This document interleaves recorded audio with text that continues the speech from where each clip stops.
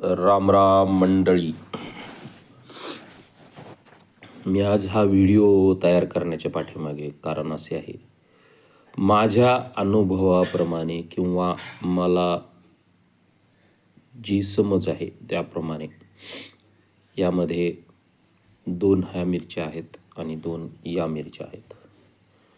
मला असे वाटते किंवा ज्याच्याकडून मी ही मिरची खरेदी केली त्या व्यक्तीचे म्हणणे सुद्धा, ही मिरची गावरान आहे व ही हायब्रिड मिरची आहे. ही जी गावरान मिरची आहे हिचे फायदे बघा, हिची पूर्ण रचना बघा. अशी कर्व प्रत्येक ठिकाणी, कुठे कमी कुठे जास्त असा, आणि ह्याची चव एवढी सुंदर मस्त अशी मिरची आहे.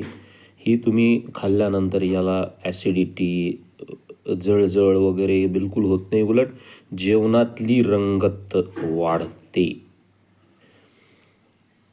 ठेसा, खरडा कोणी म्हणतं, आणि भाकरी त्याच्यासोबत कांदा, आणि या मिरचीचा ठेसा जर केला किंवा ही मिरची जर आपण तळून घेतली, त्यावरती मीठ भुरभुरवले आणि ही जर मिरची वडापावसोबत खाल्ली तर याची रंगत न्यारी.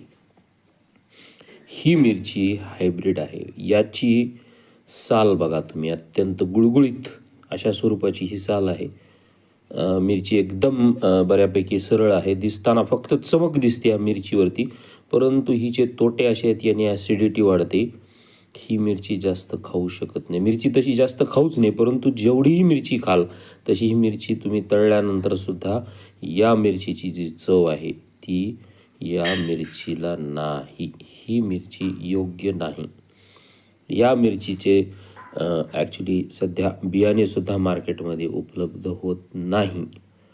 तर मी ज्या भाजीवाल्या मामांकडनं ही मिरची विकत घेतली त्यांचा नंबरसुद्धा मी घेतला. म्हणलं तुमच्याकडे जर बियाणे असेल तर मला द्या, म्हणजे अशा स्वरूपाची गावरान मिरची जी मला बघितल्याबरोबर माझ्या म्हणजे मला आवडते, लक्षात येते की नेमके मिरचीतला फरक काय. तर तुम्ही नीट कम्पेअर करून बघा. एक तर मिरचीची जाडी कमी आहे, त्यानंतर असे कमी जास्त उंचवटे आहेत, हिरवीगार मिरची आहे, जाडीला बारीक आहे, आणि अत्यंत अतिरिक्त चमक नाही या मिरचीवरती.